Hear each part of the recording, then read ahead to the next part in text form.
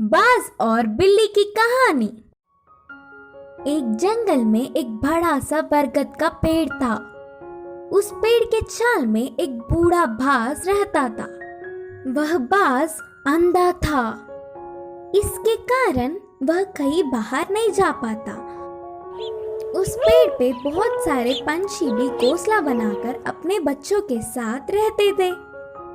वह पंछियां पूरा दिन भोजन ढूंढने में लग जाते। यह बूढ़ा बाज पंछियों के बाहर जाने पर उनकी बच्चों को अच्छे अच्छे कहानियां बोलते हुए ध्यान रखता।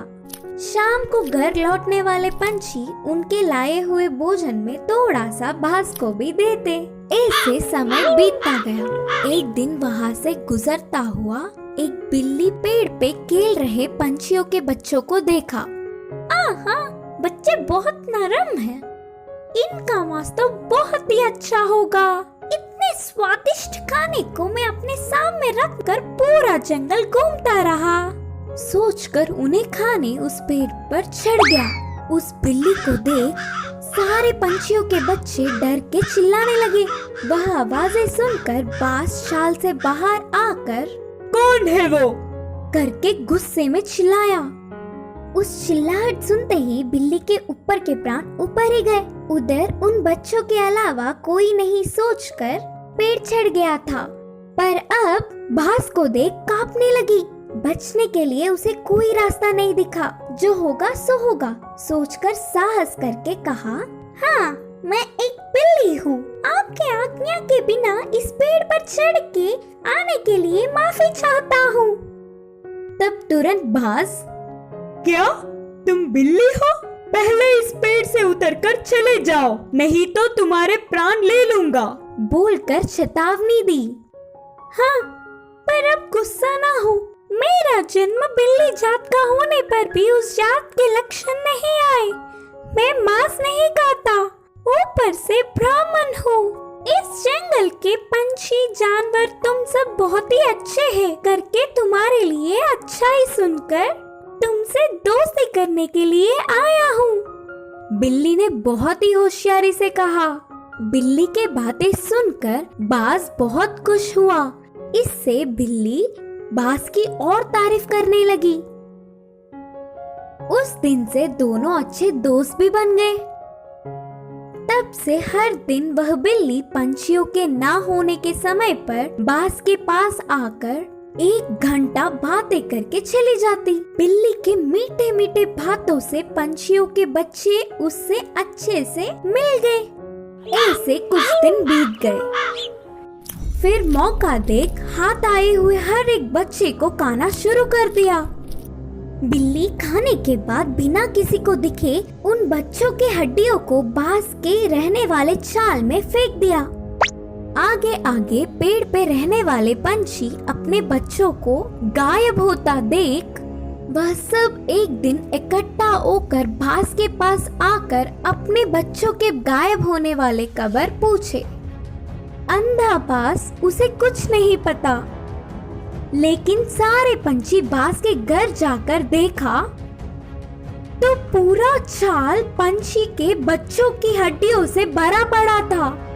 बिल्ली के बारे में ना कुछ जाने बिना सारे पंछी बाज ही उनके बच्चों को मारकर खाया होगा सोचकर उस बूढ़े बाज को अपने नुकीले चोंचों से वार कर करके मार दिया। करके पीड़ित होते हुए बाज ने अपने प्राण छोड़े। इस कहानी की शिक्षा है कि जन्मजात के लक्षण मरने से भी नहीं मिटते। कुएं में हीरे का कंगन। एक गांव में रामू नाम का एक लड़का रहा करता था। एक दिन जब उसकी माँ घर साफ कर रही थी तब उसे एक पुराने जमाने का सोने का कड़ा मिला। वो उसे अपने हाथ में लेकर कहने लगा, माँ, मुझे ये कड़ा एक दिन के लिए पहनने को दो ना। बेटे की इस ख्वाहिश को देखकर माँ ने कहा, ठीक है बेटा, पहन लो, लेकिन याद रखना कोई साधारण कड़ा नहीं है ये तो सोने का कड़ा है। आज इसे पहन लो और कल तुम्हारे पिता को बिना बताए हम इसे वापस अलमारी में रख देंगे। जैसे ही इसकी माँ ने कहा वो तुरंत कड़े को पहन के सारा गांव घूमने लगा। रात में भी उसने उस कड़े को खुद से दूर नहीं किया और अपने पास ही रखकर सुकून से सो गया। उस रात उसके गांव में चोर घुस आए और जिसके घर से उन्हें जो कुछ मिलता था, जैसे पैसे, जेवर, सोना, सब उठाकर ले जाते थे।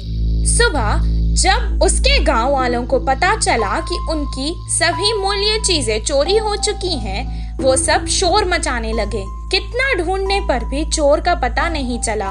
रामू की वजह से उसके पुरखों का सोने का कड़ा चोरी हो चुका था। ये सुनकर उसके पिताजी को बहुत गुस्सा आया और वो डांटने और मारने लगे। कुछ देर बाद उसने कहा, वो कोई खिलौना नहीं था जो तुमने खो दिया, वो मेरे पुरखों की निशानी थी। अब दोबारा मुझे अपनी सूरत नहीं दिखाना, निकल जाओ यहाँ से।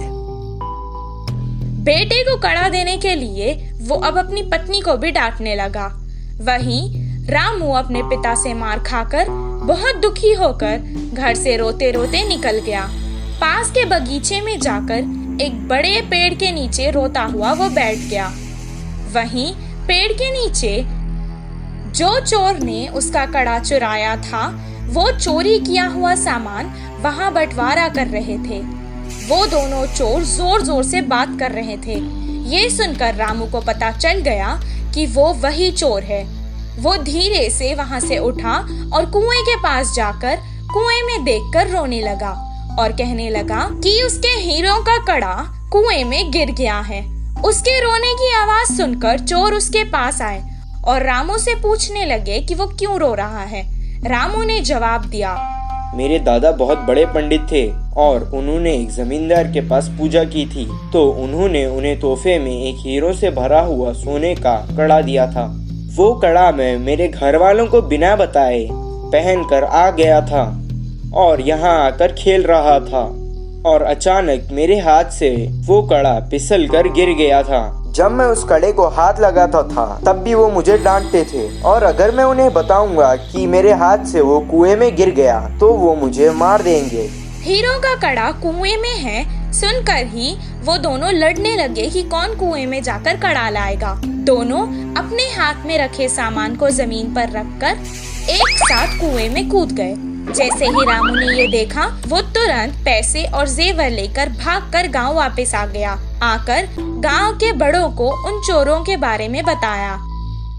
तब सब गांव वाले कुएं के पास आए और उन दोनों चोरों को पकड़कर मारा और उन्हें बहुत अच्छा सबक सिखाया। सबके जेवर और पैसे उन्हें वापस मिल गए। रामू और उसके परिवार को उनका पुश्तैनी कड़ा वापस भी मिल गया था और रामू की होशियारी की वजह से रामू को खूब शाबाशी भी मिली। इस कहानी से हमें ये शिक्षा मिलती है कि समय पर चतुराई दिखाने से मुश्किल समस्या भी टल सकती है। पछताने वाला मोर। एक जंगल में कौवा पंछी बहुत अच्छे मित्र थे। वे एक दूसरों की मुश्किलों में मदद करते थे। एक दिन कौवा पंछी के रहने वाली जगह पर बचाओ बचाओ मित्र बचाओ बोलते हुए कांपता एक मोर उनके पास भागते हुए आया। क्या हुआ मित्र, कहाँ से भागते आ रहे हो? इतने परेशान क्यों हो? मुझ पर शिकारी की नजर पड़ी, वह मेरे पीछे पड़ता आ रहा है तो बचने के लिए भागता हुआ रास्ता भूलकर तुम्हारे सामने आई। अब तुम्हें ही मुझे बचाना होगा। अच्छा ठीक है यार, पंछी ने कहा। कौवा पंछी ने उस मोर का साथ दिया। फिर से वापस जाने के लिए रास्ता भूलने के कारण कौवा पंछी के साथ वहीं रहते हुए मोर अच्छी मित्र बन गई। उनकी मित्रता कुछ दिन अच्छा था। कौवा पंछी के बीच के मित्रता ना सह पाते हुए मोर जलने लगी। किसी भी तरह कौवा पंछी को अलग करना चाहती थी। एक दिन कौवा भोजन के लिए बाहर जाने के समय पर मोर ने पंछी से कहा, मित्र तुम कौवे से इतना ज्यादा मित्रता बढ़ाकर बहुत ही नजदीक रह रहे हो। क्या तुमने उसकी बदसूरती कभी नहीं देखी?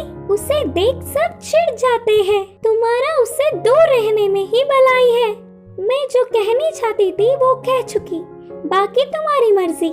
वह सुनकर अचानक चौंकने वाला पंछी मोर से कहा, हाँ सच्ची, मैंने इतने दिनों से कौवे के बारे में सोचने की कोशिश भी नहीं की। हट, उससे क्या दोस्ती, उससे क्या मित्रता। तुम्हारे जैसे सुंदर वालों से मित्रता करने से मेरा मूल्य और होदा बढ़ेंगे। उसकी चाल सफल हुई करके मोर खुश हुई। आगे आगे मोर पंछी के व्यवहार में परिवर्तन देख कौवा उन्हें उसे दूर करने की बुरी सोच को समझी। एक दिन, मित्रों, मेरी वजह से तुम्हें तकलीफ हो रहा होगा, इसीलिए इधर के पास में ही एक घोंसला बनाया। मैं वहाँ जाकर रहूंगा। चलता हूँ, करके कौवा उदास होकर कहा। वह अपने आप जा रहा है करके बोलने पर मन ही मन बहुत खुश होकर, अच्छा, अब तुम्हारी मर्जी मित्र, मोर और पंछी ने कहा। मोर और पंछी कौवे का भला टली करके खुशी मनाने लगे। ऐसे समय बीतता गया। पुराने मित्रों को छोड़ के आए हुए बहुत दिन होने से कौवे को उन्हें देखने की इच्छा जागी। पुरानी जगह पर उड़ता हुआ आया। उसी क्षण अपने पंख खोलकर नाचने वाले मोर पर एक शिकारी ने निशाना लगाया। कौवा देखा और परेशान हुआ। हटो वहाँ से, मोर मित्र, हटो, खतरा खतरा बोलकर जोर से चिल्लाया। पास में मरी हुई सांप को अपनी चोंच से पकड़कर शिकारी पर छोड़ा। सांप अपने ऊपर गिरने से, बचाओ बचाओ, सांप सांप बोलते हुए जोर से चिल्लाकर डर के शिकारी वहाँ से भाग गया। यह सब देखकर मोर के होश उड़ गए। भागते हुए आकर कौवे की चरणों पर गिरी और रोते हुए कहा, माफ कर दो मित्र, सुंदरता के घमंड में मैं मेरे मुश्किल समय में मदद करने वाले तुम्हें धोखा दिया, लेकिन तुमने मेरे प्राण बचाए। तुम्हारा कर्ज कैसे भुगतान करूं? तब कौवे ने कहा, पछतावे से बड़ी कोई सजा नहीं, मैंने तुम्हें पूरे दिल से माफ किया। तभी आई हुई पंछी पूरी बात जानकर दुखी होकर अपनी की हुई गलती पर शर्मिंदा होकर सिर झुकाया। फिर तब से कौवा, पंछी, मोर हमेशा की तरह अच्छे मित्र जैसे रहने लगे। इस कहानी की शिक्षा है कि अपने भूलों को भी भुलाने वाला ही सच्चा मित्र होता है।